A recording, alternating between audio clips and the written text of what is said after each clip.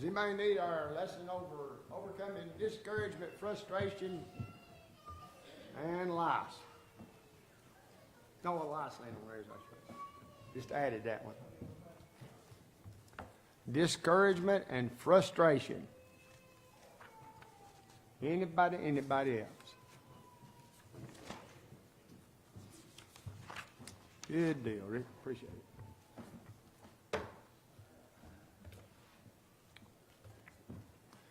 We made our way, as I have marked anyhow, to page 86.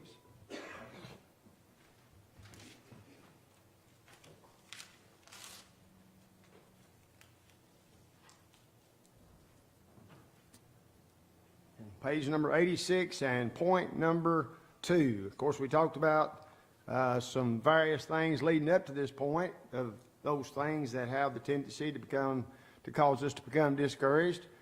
And then, of course, here is a common lot of mankind in that it's appointed unto man once to die, and after this the judgment. In regards of how plain the Scripture is in setting forth that significant fact, and regardless of how many times that we have had to come face to face with it, or maybe we have observed somebody else having to come face to face with it, then there still is the tendency to become discouraged when we lose a loved one. And of course, we do not sorrow. It's wonderful when we do not have to sorrow as others which have no hope, but even when there is hope beyond the grave, then there is a certain sadness, and there can develop within ourselves a discouragement because of the death of loved ones. Of course, the Bible is filled with examples of individuals who lost somebody close to them, and the grief that was associated with the losing of those dear loved ones. And of course, one of the things that's easy to say and maybe a little bit more difficult to actually put into practice and believe and do is that God is truly a God of comfort. And while that sounds pretty good, you know, God's got a comfort. All right, I need comfort right now, and God's got a comfort. In this little old paragraph here, he tells us 4 different ways in which God does provide for us comfort. And I think we'd be benefited by looking at those ways right here. Notice number 1, he provides us comfort through his word. Through his word. And I just got through quoting that verse, 1 Thessalonians chapter 4, verse 18. You know, comfort one another with these words. Well, what words is it that provides us with comfort? We don't sorrow as others, which have no hope. Implication, obviously, then, there are some who sorrow, and it's almost impossible to provide them with any comfort because they don't have any hope. Now, it's not the case that anybody has to be in that position, but we know for a fact that the vast majority of people choose to be lost.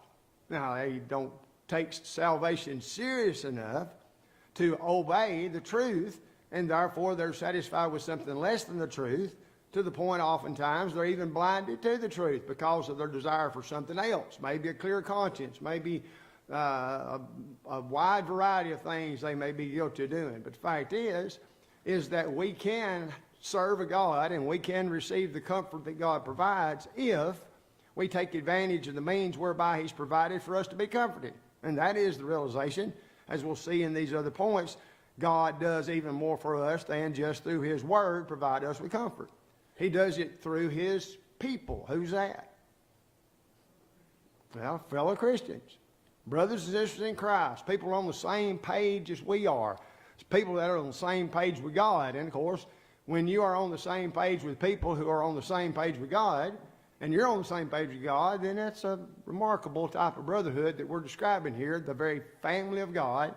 And that concept, of course, is one that in fact gets us through those difficult times. You rejoice, according to Romans chapter 12, verse 15. You rejoice with those that rejoice, but you also do what? Weep with those that weep, you know. I remember reading an article one time that says it's a whole lot easier to weep with those that weep than it is to rejoice with those that rejoice. I reckon why that would be the case. Because we have the tendency to be somewhat jealous of somebody that is able to rejoice. It wouldn't be nice if I could rejoice every now and then, you know. I wish they could rejoice with me. I'm having to rejoice with them all the time. But sorrow, it don't know any bounds, you know. All of us face sorrows, and we are to sorrow with those who do sorrow. If not empathetically, then sympathetically we will. And of course, the only distinction that I know between those two concepts is when you empathize with somebody, you've been there and done that, or you've experienced that. And what they're experiencing, you've already experienced, and you do know something about what it is all about. While sympathy is extended that same emotional assistance to an individual, but you've never actually been in that situation before, therefore it's impossible to empathize, but you can sympathize, you know. And that may be a distinction that I just made, and I ain't really one there, but that's at least the distinction that I've derived. Has anybody got any other distinction there, or is that sort of what y'all thought? Okay. And then, from the example, 1 Peter chapter 5, verse 1, 5, verse 7, casting all your care upon him, for he careth for you. We are comforted through the avenue of prayer. You know, we let God know what we're thinking. We express our appreciation for what he's done. At the same time, we ask him for assistance and guidance in difficult times in which we are hurting for encouragement. And we might be plain old despondent about things, especially in the loss of a loved one. And then, of course, shouldn't be overlooked at all, and this may be the kicker or the icing on the cake as it is the case, but through the resurrection and the hope that we have of the resurrection from the dead, then that should take care of everything that would take away our happiness and comfort from us. You know, is a realization this world's not our home anyhow. The sooner we learn that, the better off we want to be. The older we get, the more we realize that really is the case, and that is a source of great encouragement, realizing that faithful children of God never say goodbye for good. They don't. It's just after a while we'll be reunited, you know. That old the reunion that will take place, the redeemed of all ages, in an eternal home of the soul, you know, around the throne of God forever and ever. And when you begin to think sometimes as to all of those that you have buried and all of those that you've been separated from because of death, and then the realization that one day, at some point in the future, can't be too long, closer for us than others, you know, maybe. But one of these days, there'll be an opportunity for a reunion to take place in which we will be able to gather around the throne of God together with those that we sadly had to depart from while here. That's hope, but that's not the hope that the whole world possesses. They could. It's available. Somehow, is there anything worse than no hope? Well, I think there might be. It's called false hope. You know, when people don't have a hope that's based upon the truth, then they don't have anything, even though they might think they do. You know, so sadly, many don't take advantage of this.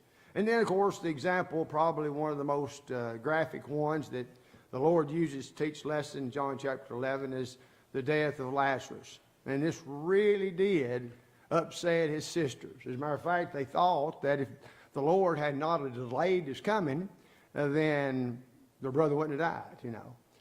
And of course, what did Jesus do when he finally made his way there?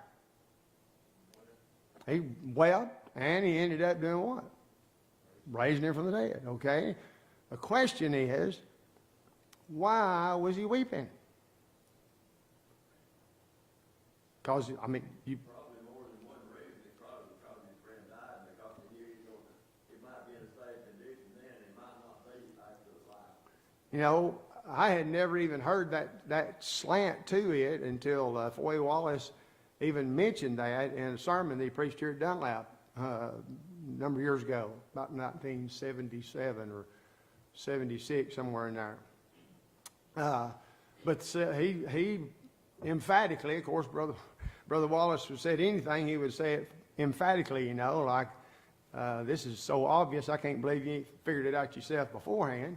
But he said the reason why the Lord was crying and weeping was not in response to the loss that these sisters that were his great friends had experienced, but because he knew he was going to bring it back to this old sorry, sin-cursed world, you know.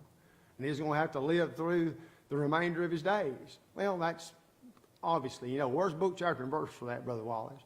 Well, I said it, and that ought to settle it, But that is something to consider, Now, obviously, the principle that we oftentimes focus on, and rightfully so, is that Jesus could be touched with feelings of individuals just like anyone could be, and to see his friends suffering this discouraging situation of losing a brother, then he really felt for those sisters. But at the same time, there's another possibility, I guess you could say, that is available there too. And obviously, the other example is given, or a couple of examples given, the widow Nain, Luke 7, and then, of course, Dorcas, who was a wonderful seamstress, and the comfort that was derived for them, of course, in Acts chapter 9, as she was in fact raised from the dead. All right, number 3. There's discouragement that oftentimes comes because of, believe it or not, this has actually happened in history, people lose their material bounty, their blessings. And when people lose what all they've got, the stuff that they have, then that can have the tendency to cause people to become greatly discouraged. Has it ever led anybody to maybe even be guilty of self-murder? That's happened to you. Yeah. Now, I wasn't living back then during the stock market crash, what, 1929 or whatever it was, But there's a whole lot of people killed themselves. A whole lot of people, when they realized that all that money they thought they had securely right there in that nice old bank, and the terminology, you can take it to the bank. Well, if you'd took it to the bank, you ain't never seen it no more, And so they just couldn't handle it. It's not that they couldn't handle it, but because they had all their eggs in the basket of this world, then they couldn't handle it, They shouldn't have had all their eggs in the basket of this world and what this world has to offer and been making preparation for eternity above, or they wouldn't have had that mentality. But that happens, I mean, it wasn't that many years ago, was it, that the United States government had to bail out large car industries and banks and everything like that, and the poor old common man oftentimes lost every dime he had. Now, there wasn't a whole lot of fat cats, that lost a place to live in, but a lot of people did, to lose everything you got. Probably one of the things that makes my blood boil the most is these people have taken advantage through faulty investment schemes, and they live high on the hog and spend every dime that comes into them, and then they end up spending the rest of their life in jail. But all the people that they've took money from, they have to survive somehow, and they don't have anything to survive on, A terrible, terrible travesty. Discouraging, to say the least, I mean, just the little things have the tendency to discourage us. Something comes up, a car breaks down, you have to spend a couple of $1,000s on the car, and then all of a sudden you say, well, we got a nice car, but where are we going to live? Because we fixed to get kicked out of the house, So these are things, obviously, that causes us some problem. And, of course, the example he gives first here is of Job.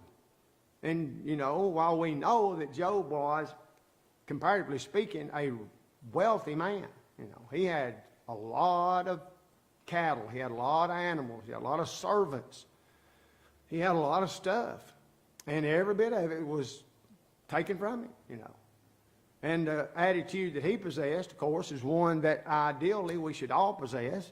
The Lord gave, the Lord takes away, blessed be the name of the Lord. Well, that's real good that Job could say that, but I think that Job really meant that,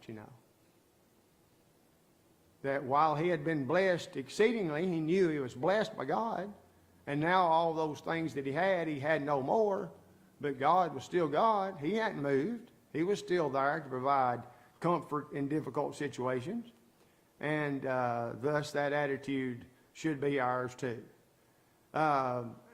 I've oftentimes said in regards to losing a spouse that I've seen both situations happen, that say it's a wife that's left as a widow, that she'll become bitter or she'll become better at the loss of her husband, you know. And I've never really seen that from the standpoint so much from a man who became a widower, you know. But I have seen the extremes on the side of the women for sure. Some became more determined, more dedicated, and some just became mean, you know, at the loss of loved ones, shaking their finger at God. Why would he allow me to be stuck here by myself? Don't, you know. And to try to reason with individuals like that, it's almost impossible to do. But same principle holds true here to money. If you lose everything you've got financially, you'll either be better for it or you might be bitter for it, you know. Well, who decides that? Well, we get to decide that, which way it will be.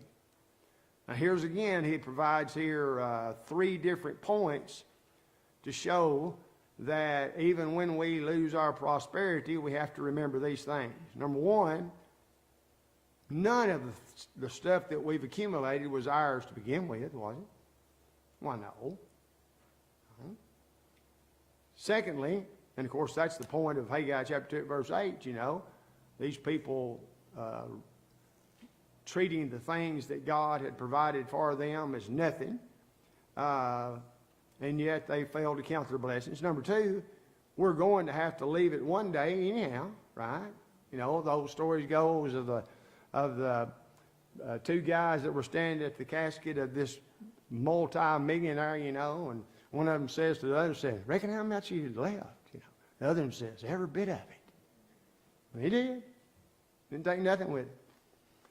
I mean, they could have piled the coffin full of greenbacks, but it wouldn't have done him a bit of good because he hadn't taken nothing with him. And then last, or letter C, God will still provide for our needs, even after you've lost everything. If you seek first the kingdom of God and His righteousness, seek first, then the necessities of life will be provided. And we'll be amazed, maybe at that point in time, more so than any other time before, we'll realize just exactly what was important and what wasn't important, you know. Reckon we could all get by with a little bit less than what we got? I'm fixing to have to throw a bunch of junk away whenever that house gets done Lanny's working on. You know, I can't decide whether I want to get rid of stuff or Tammy. But we all have way too much stuff. And Lanny had to even remind me, he said, Fred, you need to quit talking about them storage buildings and everybody had to put, because you got a bunch of stuff in storage right now. Of course, it's all Tammy's. But we will always have, now I don't want to say that, because you cannot make a blanket statement that there has never been a person who was striving for faithfulness that did not do without his daily bread, because I don't believe that. I mean, I think Paul fit in the category of one who suffered from hunger, you know. But generally speaking, the daily necessities are available to those who put first things first. And we become satisfied with less than what we maybe thought we had to have previously when we wasn't putting first things first. Amazing. Anything else on that little old section? Number 4, then. There is discouragement that is the result of a sense of insecurity. Insecurity. How many times do we allow a failure on our part to be capable of doing what somebody else can do to call us to become discouraged about what we can only do, or how little that we think we can do? Well, that's measuring ourselves by others, which of course is wrong. God doesn't expect anybody to do anything they can't do. You know, He does expect us to do what we can, with the assurance that if we do what we can, He'll bless us with the ability to do more. But God's not going to hold us responsible if we're the 1-talent man for being the 2-talent man, or if we're the 2-talent man for being the 5-talent man. Now, if we're the 5-talent man, we're trying to act like and run around like a 1-talent man, then whoa, watch out, you know. But not the other. Remember in 1 Corinthians chapter 12, when Paul's making a comparison to the human body, you know. If a human body acted like some brethren do, you know, then the body would be beat up all the time and cut because it would be whooping on other parts, you know, trying to take the eye out or trying to elevate the foot to the eye or the head, because no part of the body has the right to have a superiority complex, nor should any part of the body have an inferiority complex. Well, since I'm not the eye, if I'm not the head, since I'm not up there where everybody can see me, then I'm not very important. There you are. You're essential to the working of the body. Even if you're the appendix, you're important. You know, it's not a vesical organ. That is a valuable strainer that keeps fingernails that you've gnawed off from killing you. And of course, there's a number of examples here given. Elijah, you know. Elijah, we talked about last week how that he goes from the top of the mountain, you know, to the valley and trying to wish his life away. Now, the thing is about Elijah, remember when he said, I might as well go ahead and die too, you know. I'm no better than my forefathers that were faithful and end up dying terrible deaths, you know, because of their faithfulness. Go ahead and take my life. Now, for him to have that attitude, did he really mean that he wanted to die? I know an easy way for him to take care of that. Just go back up there and say, Jezebel, here I am. He'd been dead. But he didn't go back. Maybe he didn't want to do what? He ran away. He ran away from this woman. He was able to defeat 450 men, but one conniving old wicked woman shut him up. You know.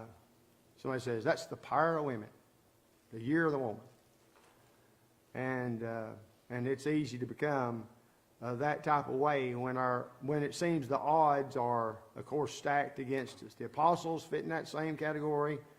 Children of Israel, when in the wilderness, they felt that way, without a doubt, insecure. They were not dependent. If they were dependent on their little old measly selves, well, no wonder, you know. But they shouldn't have been dependent upon their little old measly selves. They were doing God's bidding. Therefore, they were doing the work that God had commissioned them to do. Therefore, they could do it, whatever it was. If God said, do this, you can do this. Don't be insecure and thinking, well, I don't know how we can. If you're able to take the land of Canaan, it's not because you have the greatest generals known to mankind, or that all the implements of war are the best ones that come right off the shelf at the local armory. No, it's because God's with you. That's why you're able to put to flight the armies of the Canaanite nations, city-states. Number 5, discouragement comes because sometimes friends turn on you. Now, the prophecy in Psalm 41 at verse 9, a familiar friend turns on the Lord, which is obviously a reference to who? Judas. Sold the Lord 30 pieces of silver. Pittance for the Lord to be sold. And then one of the saddest passages in the New Testament as well, that I remember Steve Wiggins mentioned in 2 Timothy chapter 4, verse 10, for Demas hath forsaken me, having loved this present world. Now here's a choice that Demas had, which of course is in principle the exact same choice that we have to face and make the right one about every day. You know, it's okay, I'll be faithful to this apostle and to the glorious cause of Jesus Christ, or I'll go along with the world and be in love with the world. Can't do both. Which one will it be, Demas? Demas loved the present world, which meant in essence he just didn't care anything for it and had great spite for the cause of Christ, including his apostle, the Apostle Paul. Now, if somebody was in a position where it would have been justified and given up and said, well, that's it. Paul here says, my last hearing, the last time I stood before the authorities, no man stood by me, but the Lord stood by me. Now, who'd you rather have? You by your lonesome in the Lord, or you and 10 million, not the Lord. And Paul figured that out pretty. It would have been helpful, though, had Demas not forsaken him. You know, it's like poor old Elijah in 1 Kings chapter 19. It would have been beneficial had Elijah realized there were a whole lot more people faithful than he gave them credit for. You know, but he didn't know about those people. And then, of course, Jesus fits in that category too, of one who knows what it's like for a friend, a companion, somebody you've been living with, traveling with for 3 years, to then turn on you and sell you for 30 pieces of silver. Number 6, discouragement sometimes comes because of blighted hopes and dreams. What is a blighted hope? Didn't work out. Had all these plans, all these things that I could just visualize that it didn't ever materialize. You know. Exactly. Sometimes the things that we think are right there, and all we got to do is just sort of get it. They're not right there, and it takes more than just reaching out and getting it. You know, there's a whole lot of planning, a whole lot of sweat, a whole lot of schooling, a whole lot of other stuff that has to fall directly in place before you get to that which you think is as much as in your pocket right now. And then when yeah, that's a principle. You know, it's amazing how the harder you work, the more successful you end up being. Is there a correlation maybe between the working hard and the success? Well, I dare say there is. You know, and at least that by design, that should be the case for sure. But so many times people have their view of what they must have in order to be successful is so above and beyond what they're capable of doing, as John said, and above and beyond what they need anyhow, that it's so unrealistic, but yet they fail to see that side of it, and then it is devastating, you know. Much of it's unnecessary. Unnecessary, exactly. Such lofty goals sometimes. It's like Paul said, whatever state I'm in, I've learned to be content. Absolutely. Contentment is the key. That's it. Godliness and contentment. And the contentment there, no, Paul said, you know, he said, I was born with this. He didn't say he was born with the ability to be content. He had learned. He had been educated. He had seen and observed and participated in evidence that led to the conclusion, whatever state I'm in, I might as well be content, because wishing I was in another situation ain't going to make it so. You know, I wish I wasn't suffering down here in this prison cell, knee deep in muck. Well, you can wish all you want to, but you're not going to get out of there. You know, I wish I had a little bit more food than I presently got. Wish I did not have to ride on a boat that's going to explode right out there over the Mediterranean Sea, and then we got a dog paddle ashore. I'd rather not, you know. But whatever state Paul was in, he honestly could say, satisfied. Now, there's a principle over in the book of book of Ecclesiastes, about not being excited over too much, nor being satisfied with too little. Just sort of be right there in the middle, you know. Not wanting to be completely without, but not having such a high standard that it's impossible to ever be satisfied regardless of how much that you have available to you. Blighted hopes and dreams oftentimes comes our way because of that. And of course, you know, Paul wanted to do various things on his missionary journeys. And then lo and behold, when he saw the vision of the man come on over to Macedonia and preach to us, you know, ends up the first person that he preaches to is from the place where he had planned on going, but was forbidden by God to go. And that was Lydia, who herself was in Philippi, but that's not where she's from. So make sure that we do not become discouraged because what we thought would happen and were hoping would happen did not happen. And then number 7, discouragement sometimes comes because of handicaps. Handicaps. And here's I've read this, and John Nance put it in the bulletin, I know, a number of times. I felt sorry for myself because my knees hurt until I saw a little girl who didn't have any legs. You know. Or, you know, along the line, you know, a big old long list of those things, you know. Says I wondered why I couldn't graduate from high school in 3 years when I saw an individual who had spent 8 years in high school, you know. And many other comparisons like that, you know. I've said forever, you know, when you start feeling sorry for yourself, then take a run by the nursing home. That'll snap you back into reality real quick, you know, as to how blessed that we really are physically. And sometimes spiritually too. Handicaps don't have to be handicaps. You know, they do not have to keep us from excelling in so many different ways. Helen Keller, I went by down there in Tuscumbia, Alabama, I think it is. Helen Keller's little old home place, or wherever her and the Sullivan lady lived, you know. But that's one of the first books I remember reading. And I remember going and seeing it. As a matter of fact, I remember going and seeing it at the Playhouse at Crossville one time too. And the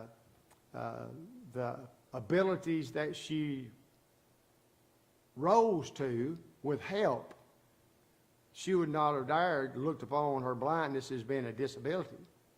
You know? It was just something that she had to overcome, and taking advantage of the other qualities that she did possess.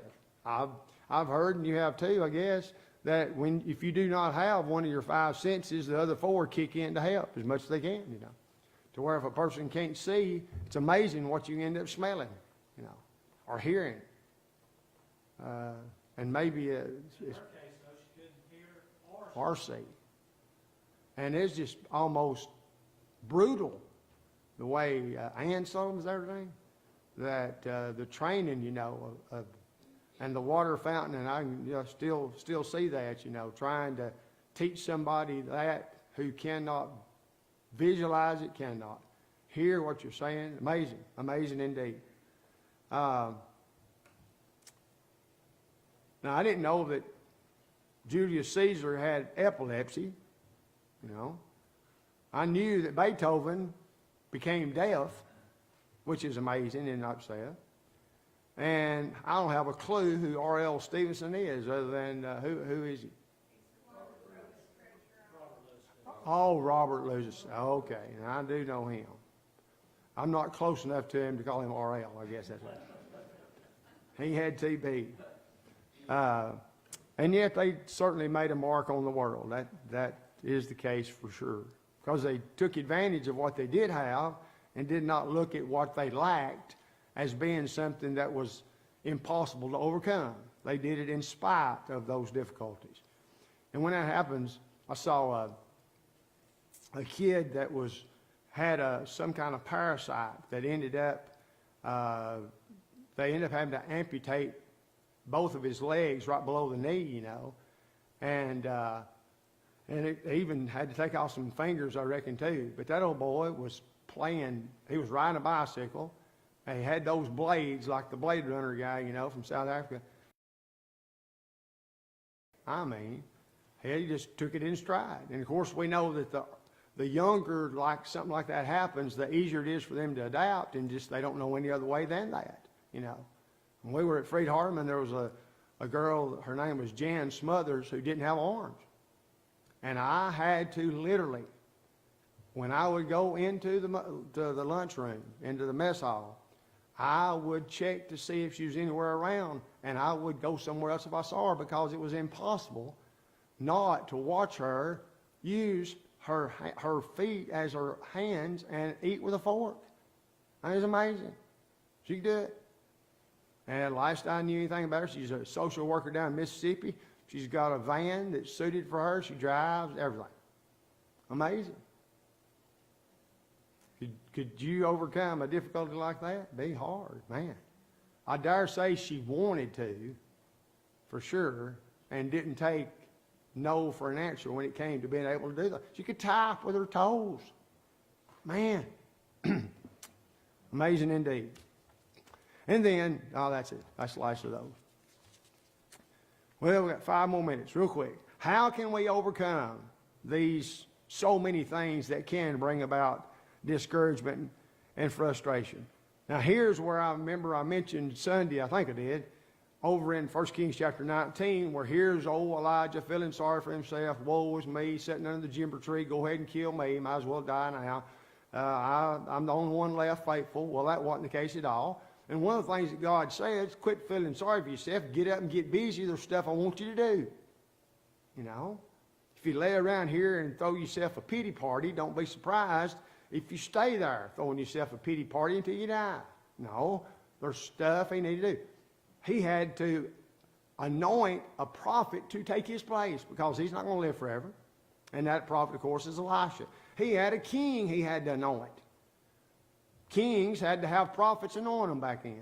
And so God says, here's 2 individuals that need to be anointed. One to the prophetic office, his name's Elisha, and one a king, I can't remember his name right now. And thus he had to get busy. So if something has caused us to become discouraged, a door slams in our face, or somebody sends a Bible correspondence course back and says, I ain't reading this garbage no more, quit sending it to me, then there's a bunch more people that will take the Bible correspondence course. And we've got 4 or 5 tonight available, you know. And there'll be people that when they slam that door, and there may be neighbors across the road that hear the door slam and theirs opens. There's an opportunity for you to walk over there, you know. So don't allow ourselves to give up and quit just because of a problem. There's something else that we can find to do.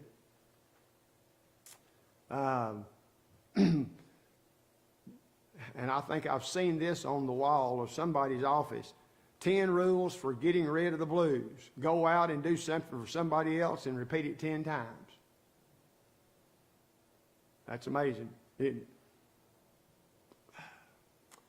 And number 2, remember that things are always as bright as the promises that God has given. Now that sort of falls back on some of the previous encouraging words we can get, and realizing that God is God of all comfort. Here's an example of a missionary who was put in jail. The prisoner sneeringly asked, "What are the prospects of converting a heathen?" He replied, "The prospects are as bright as the promises of God." Is there anything any brighter? You know, is it not the case that the very existence of the gospel testifies to the fact that heathens are to be converted by it? And that's why we're to take the gospel to the whole world, because if anybody's going to be saved, heathen or not a heathen, regardless of what they estimate themselves to be, it's going to be through the gospel for sure. God has wonderful promises for all of us. Preachers, parents, teachers, elders, those that are bogged down and burdened. And so don't get discouraged, even though you can. Even though you can. And number 3, remember that beneath your burdens and causes of discouragement, there are blessings. There are blessings. When, remember just a few weeks ago when it was flooding so terribly? I guarantee you that sod farm over there now, they're tickled to death. It came such a terrible rising of the water, you know. Helped them out extremely. You know, I've always heard that some of the families that have farms on the river, you know, down here are tickled to death when it overflows, because that means they get everybody's fertilizer all the way from the top of the valley. And their corn's always at least 3 foot taller than those up there. You know. So there's a blessing even in that for sure. And number 4, you can use your burdens and causes of discouragement as bridges. As bridges. Which simply means you can allow it to be a wall, or you can allow it to make you actually better. When you faced a calamity, then reckon God expects us to use that calamity in preparation for the next one. And if we face the next one before this one, we might have been knocked down by it, but because we face this one, it's prepared us for that one. That's if we use it rightly.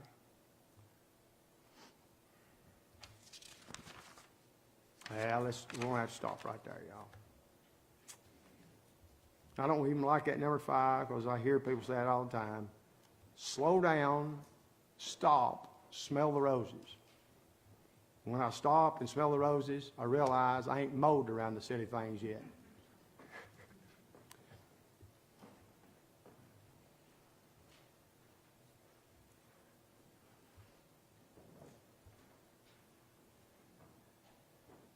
Should Jesus love this present world? Think you just fell back into the world, or just afraid of dying and fun? How do you, what category you put him in? Do I think it was a permanent thing that he ended up doing? I wish it. I think it's more fear of what he was about to go through than just going back into the world. It could. I mean, that's definitely a motivation for sure. You know, if you're gonna run around with people like Paul, then you're gonna face a whole lot more possibilities of being extinguished by the Roman Empire or the Jews, either one. You know, so it could have been that attachment to life and wanting to live longer, and you could see that individuals like Paul, their life was being cut short because of their faithfulness, But the idea of their having loved the present world allowed him to, evidently unflinchingly, turn his back on Paul. That's a pretty strong pull that the world had on him. And, I mean, here's a fellow laborer. This is not some fly-by-night guy either. This is somebody that knew it from traveling with Paul, knowing all that was involved in it. Fellow laborer and fellow worker, and he still turned his back on it. We see it happen all the time today, too. Oh, yeah. People that have been members of church, or either preachers, or elders, or whatever. And you hear people like that just going back into the world. Exactly. Don't make any sense, but it happened. Thank you much.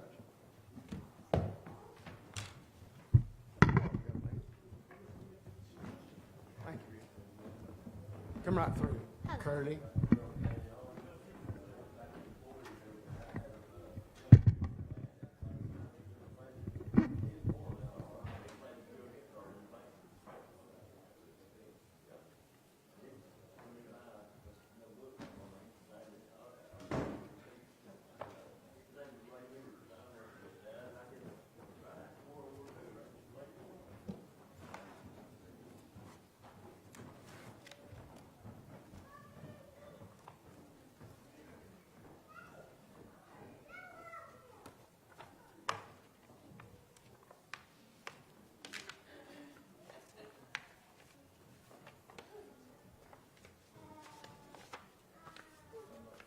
Hello, Emmett. How you doing?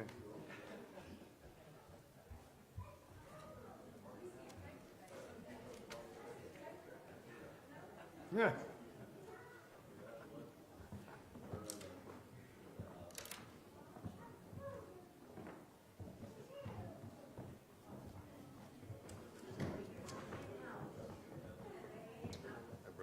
How you doing, brother? Last leaders meeting in the ladies' classroom for everyone who is going to convention. But I don't want no heathen kids in that. No. Yes, sir.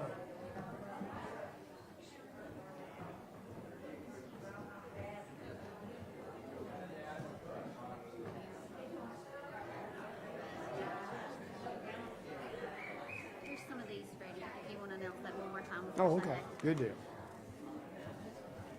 Larry, sorry.